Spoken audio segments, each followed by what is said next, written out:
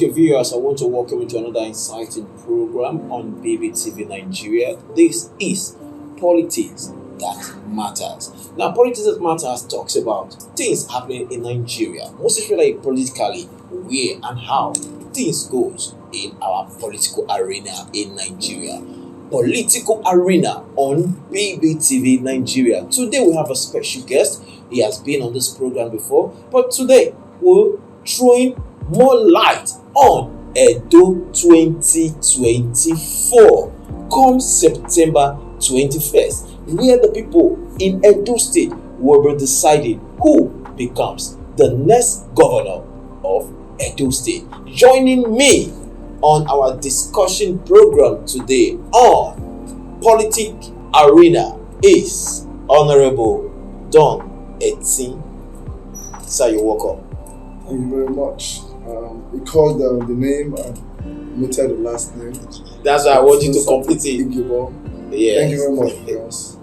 Okay, now, Don, Edo State 2024. But before now, we know you canvassed for the position of Secretary, APC, Edo State chapter. We know since then we've not really talked about how it went and the outcome. But all the same, that's a story for another day. Now, Edo 2024. Quick one. What's your take? I think it's going to be a tough one in terms of strategy and obviously speaking to the people to understand the difference between the good guys and the other guys. You know what I mean? When you say the other guys, people that are in the political space that I don't really mean well. But they also appeal to the people as those who wants to bring about change narrative.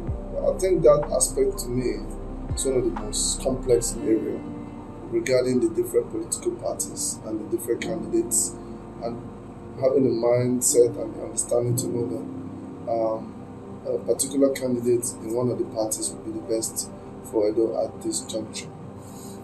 Okay, now we have so many political parties. 2024, we have the PDP, who is the ruling party in Edo State. We have the APC, we have Labour, we have NNP, we have YP, so many political parties. Now, your take, I know you're supporting, your party is APC. Yes. Now, what are we expecting from APC 2024 governorship election? Your candidate, Senator Mondo Webolo and Honorable Dennis Idahosa.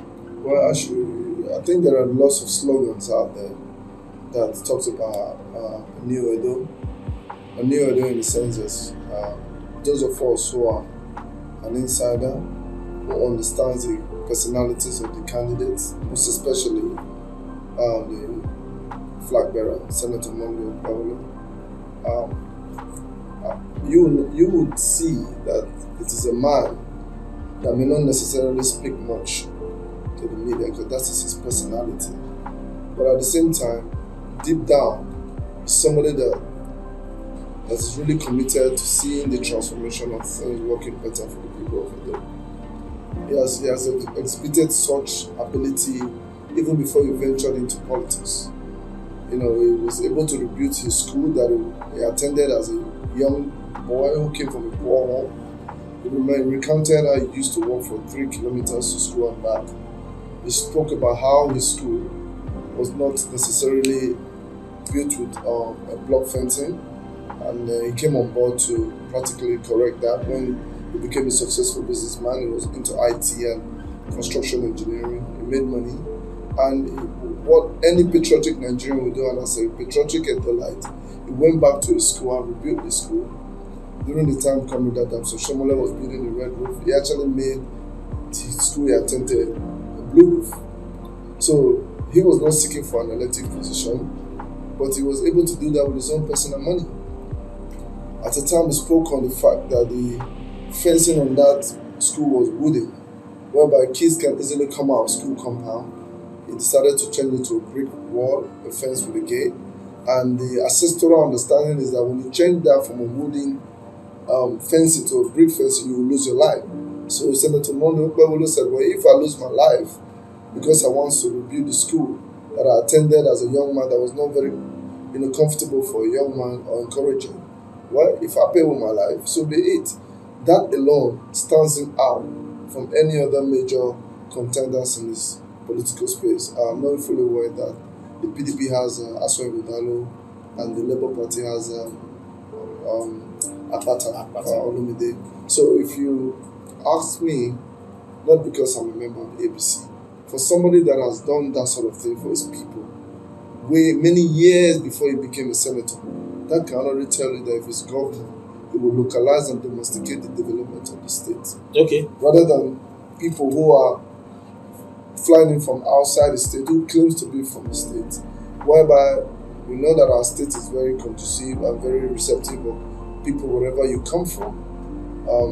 At the same time, you can read in between the lines to understand that Senator Monday Gbagolo will be the person that will want to develop his place where he's from and the state in general, because he has exhibited that examples before. In the areas of security outside the school, he was the first person that made major and significant donations to the Edo Central Vigilante Group. He bought Sienna vehicles for those vigilante group because there were a case of kidnapping during the Buhari's regime. The people that are contesting, for example, my brother in PDP, Aswan Udalo today, only committed 100,000 naira. Even if he has been in the state government working with the economic team since the time of Commander Damso Shomola, he didn't see it deeming fit to say, well, maybe the people from Esa, where he was from, needed to be secure. It was only Mono Gbagolo that actually did that for them. But Siennas, vehicles are not cheap. Okay. So before we come to that, we come to their report card. Now, there's what is trending now, the talk between what's his name and Okpebolo that was dragging Senator Mondo Okpebolo. What's his name again? Barrister. Is it Barrister? Dan Omege. Yes, Omege and Okpebolo. I want your take on that. Well, for me, Barrister Dan Omege is a brother that I know very well. We belong to the same society and group. He showed his support and love for one of the candidates of APC during the aspiration when Mondo Gbagolo also aspired in Edo South. Unfortunately, the presidency deemed it fit that the candidates should come from Edo Central. Even if some of us, like I am, was committed to the Edo Central idea from day one, a lot of people who are friends from Edo Central was really worried and concerned that maybe Edo Central will not get a ticket. But I made them to understand, somebody like President Jezile and Robert Steve, who's from Esa Northeast, several likes of these people from the Central, my brothers. And I told them, look, from the feelers and what I understand, or for fairness, the governorship should come from Central. Yes, there was party wrangling and maybe sometimes people showed interest from the South and the North. I was practically not for that because I believe in fairness. And that is why some of the candidates in the South was even not happy with me. But then again, for people who knows me knows that I always stand for what is right. And on the end today, we have somebody from the Central Zone in Senator Mondo Gbagolo. And to me, for Dan Ogbege to support somebody in APC, and for some reason he's never had no challenges or differences or quarrel with the APC candidate, to now get up and speak against Gbagolo when he has previously condemned the coming in of Aswan Udalo and the governor. He has practically made it clear on his previous videos that they are like non-indigenous, there are people who have come to siphon money. They only work with people who are people from Lagos and other states, people who have not shown any real presence on ground, particularly the Aswan Udalo, who he says has been in the government for over 16 years. He has nothing to show, which is the true position of the idea of what surrounds this particular candidate who wants to be governor and his current governor. I was surprised to see him drop the gun, turn around, haven't met with the candidate of the PDP. I don't know if money exchange has, maybe. He started speaking from the other side of his mouth and started to attack Senator Mondo Gbagolo. And I called him and I asked him, why are you attacking Senator Mondo Gbagolo? He says, well, he just felt that the man is not capable. But I'm like, you were in APC supporting a candidate you spoke against Aswan Godalo, you attacked Governor Obaseki because you know that in their governance, in most majority of the percentage of performance, it's actually not done well outside a few good buildings that we can see in terms of governance and carrying the people of Edo along. There's particularly sideline them, and so you condemn them live on ITV. How much did they give you to make you turn around and just face an innocent man who's the candidate of a party that you claim to have been in? A party that you claim to want to contest for House of Assembly, you were not given the ticket to now become the spokesman for the governorship candidate of PDP, Aswan Godalo. I told him you need to slow down because a lot of the things that you're saying is not true. You are trying to malign and attack the character and personality of Mondo. He has never taken anything away from you other than vying for a position to be the candidate of the party and has gotten it. And I said that character and behavior would have shown how cheap or petty you are. You know, if you cannot read in between the lines or say one thing today and turn around and say another the other day, it means that in the first place you don't even deserve to be in the political space.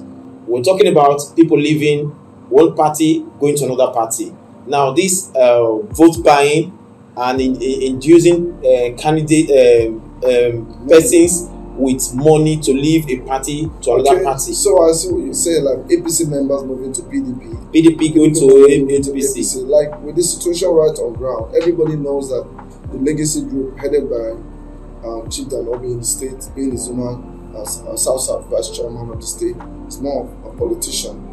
And that team of people that I know are more of very grassroots politicians. There are some from the Welo area. There are some of them who are barristers.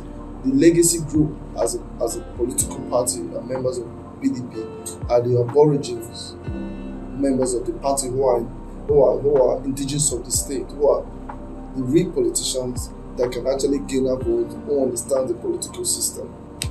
They are joining APC because that bloc is not happy with the governor the way he treated them.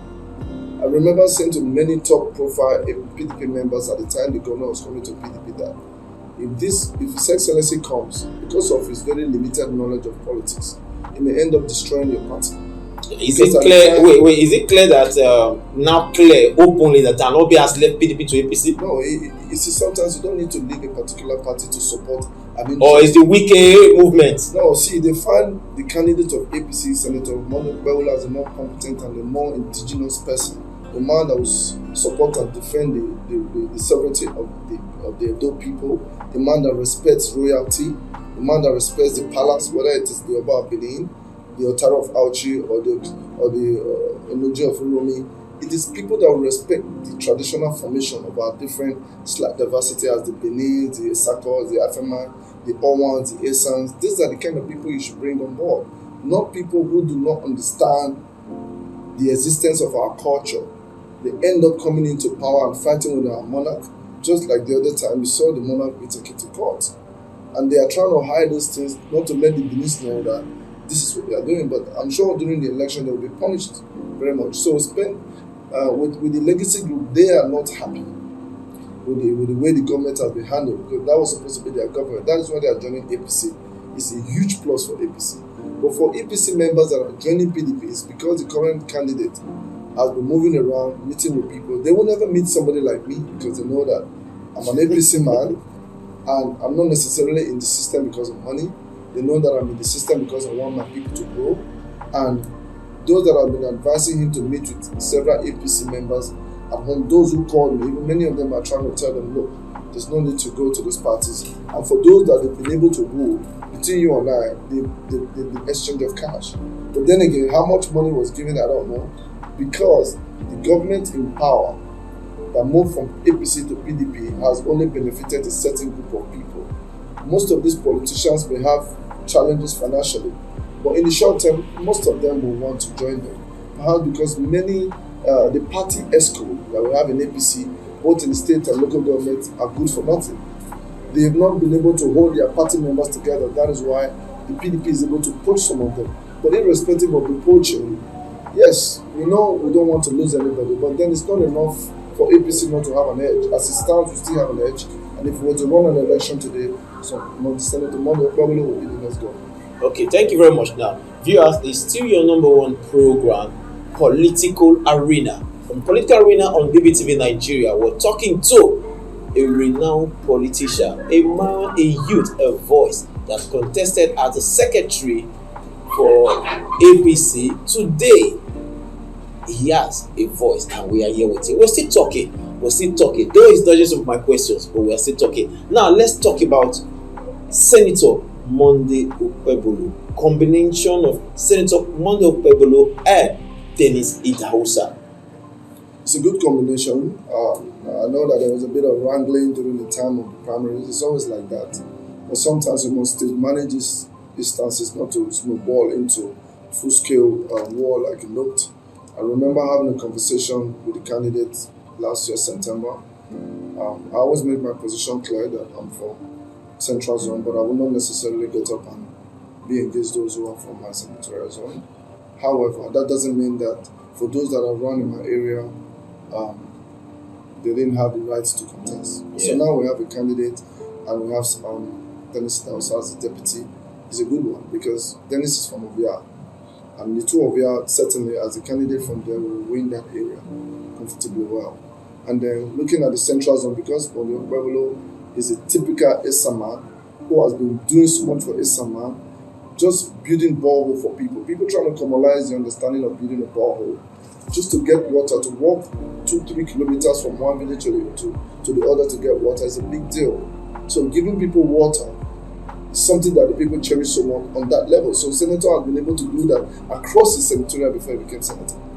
So he's going to win Edo Central with a huge margin, I must assure you. Go to the Edo North aspect where you have the national leader, Dr. Shomole, and the likes of other senior politicians.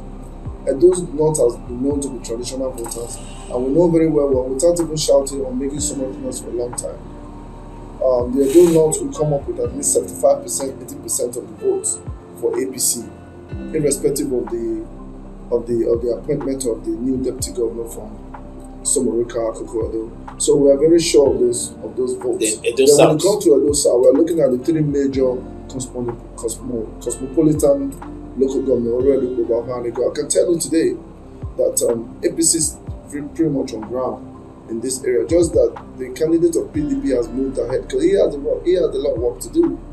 To want to take pictures and be all in the video with some of the APC members who may feel that they have not been carried along properly, or maybe they've been undermined by the APC structure that has not worked very well, which I know with time we'll be able to amend and adjust to suit the narrative of carrying everybody along. Who has joined it does not necessarily mean that the PDP has an edge. Why? Because the problem between the current government and the monarchy, the palace, which is the pride of us, the Benin people, is the palace. When the Oba was seen was taken to court the other day, I looked at the internet trail of young people that are 18, 19, 20, 21, commenting how disgusted it was with the state governor or the state government, as the rumor has it, sponsoring certain outcast chiefs who claim to have been having issues with the But the governor came out and debunked just a minute. Who claim to be having issues with the palace, taking the Omonoba to court. The Oba of Benin is our father. He's the pride of the Benin people. I can assure you today that the Benin's are not happy with the governor, and they've actually used comments to tell the current candidate of the PDP to just forget about this election. So we are going to focus and concentrate some of our strategy in that area to make people realize that voting these people is to further undermine the monarchy and the palace of the Oba. So when we have candidates like Monday Okpebholo comes on board, the respect that is due for the kingdom that existed before the formation of government will be respected. Then every other area that is out of there is Oriwa, and the one there is pretty much like Oredo now. So people who are of the Benin extraction across the several local government will not necessarily vote for PDP. Their vote is coming for APC, and anything that falls short will be going to Olumide Akpata.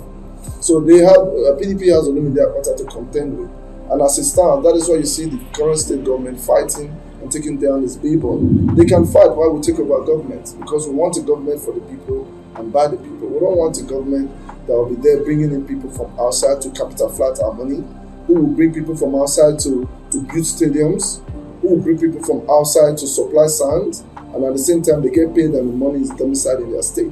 Whilst our state is running dry, we don't want governments that will come and destroy markets like in Ekiosa will never rebuild it. Even if the market is rebuilt today, the people that will be given the choice of first refusal will not be the original people who have been in the market and owns the store. So we don't need a harsh government. We need a government and that of Okpebolo and his deputy to come and bring back the lost glory so that we can trap our money in our system and empower our people. That is the sort of government we need, and that is the government that we need, and those state people will get bringing in money, which is obviously the front runner and is the candidate to beat. Thank you very much. Thank you very much. I tell you, viewers at home, you're watching a still political arena where we discuss matters arising, matters that concerns you, matters that concerns me, that matters that concerns every one of us. Today, we're talking to a veteran in the business, a youth with a class, a youth with the voice of the people. I tell you, if we continue, we'll have a lot. Trust me, we're still going to talk on this issue. Now, quickly before we go, your final word. September 21st. Well, I think it's very simple. In our adage, they say to use your pride and disrespect that you're given to defend your land. Look at the candidates of the party. We have people who are domiciled in Lagos and outside Lagos coming to tell you the only time they have interest in Edo is to be governor. I'm not sweating them. They have every right to do that. Maybe their parents was staying in another state. They was born and bred in another state. They have the understanding of those states. By the time they finish governors, they leave these states and go back to where they come from. That is the kind of people we need as governor. We need people who, when they finish from Abuja or Lagos, they'll come back to Benin or come back to Edo State, Isaka or whatnot, to have their best home built and also live within their people. When this current governor finishes his tenure, he's going back to Lagos. It is not fair or even right to replace such person with another person who will finish and go back to Lagos. Likewise with the Labour Party candidate as well. So voting Senator Mondo Okpebolo is liberation. Voting Senator Mondo Okpebolo is bringing back the lost glory. Voting Senator Mondo Okpebolo is using your talent as an Edo person to develop your own people, because that is patriotism. That is what we call the aborigines, people who want their states to be better. So that we don't depend so much on those abroad to give us money before we eat. So that we can depend on the governor, that we can go to him, go to his family, go to his brothers and friends, come to us to say, well, this is what we expect the governor to do. And at the same time, we get just that, so that we can domesticate the contract services, so that we can trap our money, get people to do well in their own state, and obviously prevent the destruction of other markets. God forbid this government continues with their candidate. And lastly, the issue of looking at the issue is going to look at the issues on ground. What is due for the palace goes to the palace, and what is due for the government comes to government.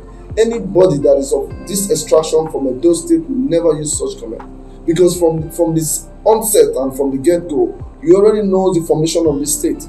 You will never hear some things such things from Senator Mondo Okpebolo. It took the then President Buhari to fight and hold on to our heritage when the artifact was coming back. So if the candidate does not even understand the problems or the issues with the artifact, how it was stolen from the Benin Kingdom, and now he said on camera that he wants to look at what goes to the palace, and what goes to the government, to me that's already a madness. It's a failed comment, and I don't think such person should be voted for. Thank you very much. So viewers, you've heard, you've listened, and you've taken note. Trust me, same time, same station. Don't touch your dial. Spread the news. The gospel is in your hands. Thank you. Don't touch your dial.